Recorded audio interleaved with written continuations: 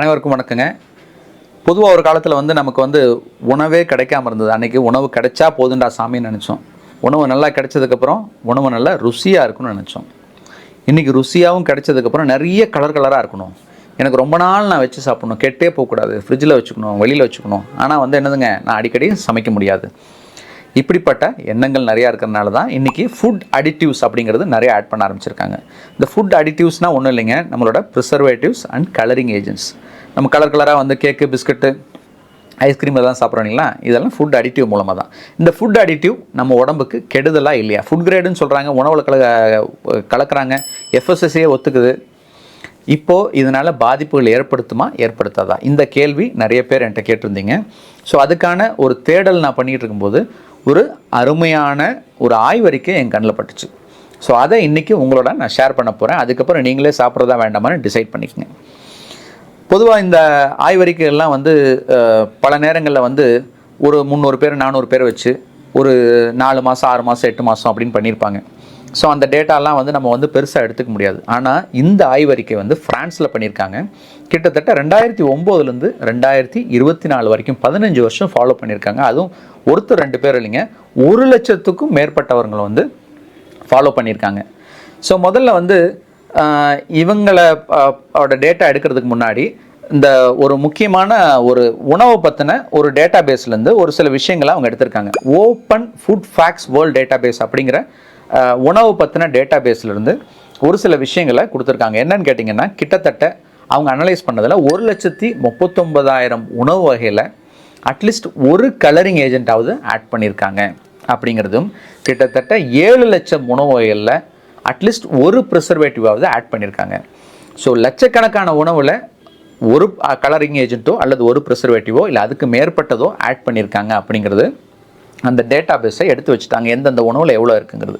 அதுக்கப்புறம் 24 மணி நேரமும் இவங்க என்னென்ன சாப்பிட்றாங்க, என்னென்ன குடிக்கிறாங்க, கூல்ட்ரிங்க்ஸ், இது எல்லாத்தையும் அவங்க டேட்டா பேஸில் கலெக்ட் பண்ணாங்க. இதை வச்சு சில அனலைசிஸ் பண்ணி நமக்கு டேட்டாஸ் கொடுத்துருக்காங்க. ரொம்ப சுவாரஸ்யமாகவும் இருக்கும், நமக்கு பயனுள்ளதாக இருக்கும்னு நினைக்கிறேன்.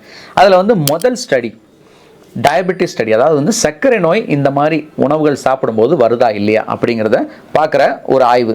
அந்த ஆய்வில் பார்த்தீங்கன்னா 1,08,723 பேரை அவங்க ஆய்வு பண்ணியிருக்காங்க. இதில் பார்த்தீங்கன்னா இந்த கலரிங் ஏஜென்ட்ஸ் அதிகமாக உள்ள உணவுகளும் கலரிங் ஏஜென்ட்ஸ் குறைவாகவோ இல்லை இல்லாத உணவுகளும் சாப்பிட்டவங்களை கம்பேர் பண்ணும் பொழுது 38% கலரிங் ஏஜென்ட்ஸ் சேர்த்தவங்களுக்கு சர்க்கரை நோய் அதிகமாக வந்திருக்கு அப்படிங்கிறத கண்டுபிடிச்சிருக்காங்க. இதில் ரொம்ப சுவாரஸ்யமான விஷயம் என்ன அப்படின்னு கேட்டிங்கன்னா, நம்ம எல்லாருமே இந்த மாதிரி ஃபுட் அடிட்டிவ்ஸ் எல்லாம் கேன்சரை தான் உண்டு பண்ணுதுன்னு நினைப்போம். ஆனால் கேன்சரை விட அதிகமாக சர்க்கரை நோய் தான் உண்டாகுது. அதே போல் 2வது ஆய்வறிக்கையில் கேன்சர் எவ்வளோ தூரம் வருது அப்படின்னு பார்க்கும்பொழுது கேன்சர் கிட்டத்தட்ட 14% பேர்த்துக்கு கேன்சர் உண்டாகுது.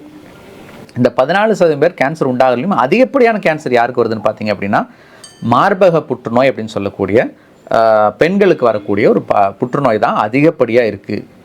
அதே போல் 3வது ஸ்டடியில் இந்த கார்டியோவாஸ்குலர் டிசீஸ், ஹார்ட்டில் ஏதாவது ப்ராப்ளம் வருதான்னு பார்க்கும்போது 24% இவங்களுக்கு ரத்த அழுத்தம் வர்றதுக்கு, பிளட் ப்ரெஷர் அதிகமாகிறதுக்குரிய வாய்ப்புகள் இருக்குது, வந்திருக்கு அப்படின்னு சொல்கிறாங்க.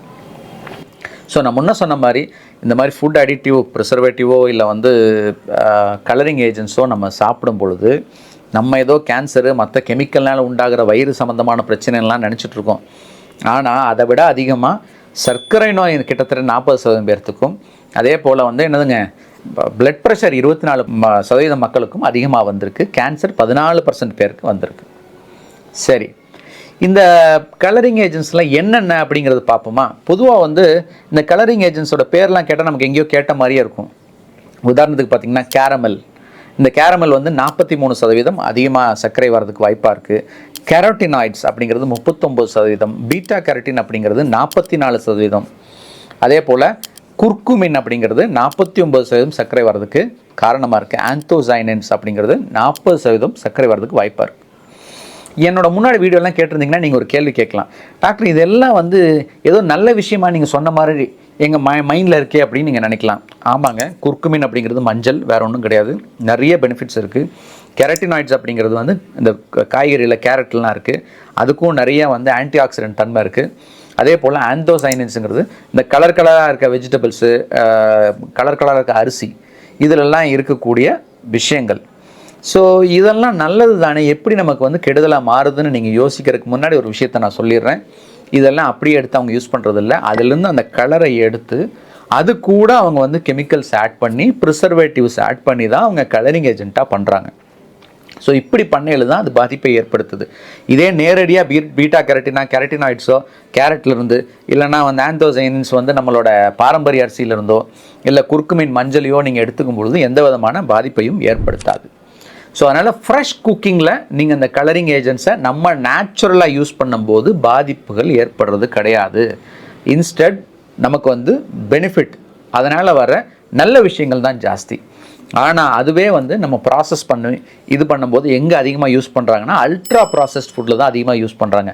பிஸ்கட்ஸு, கேக்ஸு, ஐஸ்கிரீம்ஸு, இந்த மாதிரி விஷயங்கள். ஏன் நிறைய ஸ்வீட்ஸே பாருங்கள், ஸ்வீட் கடையில் போனால் இப்போல்லாம் கலர் கலராக இருக்குது.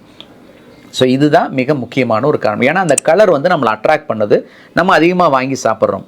ஆனால் விளைவு என்னன்னா இதனால் சர்க்கரை நோய், உடல் பருமன், அதே போல் பிளட் ப்ரெஷர், கேன்சர் இதெல்லாம் வரதுக்குரிய வாய்ப்புகள் ரொம்ப அதிகமாக இருக்குது.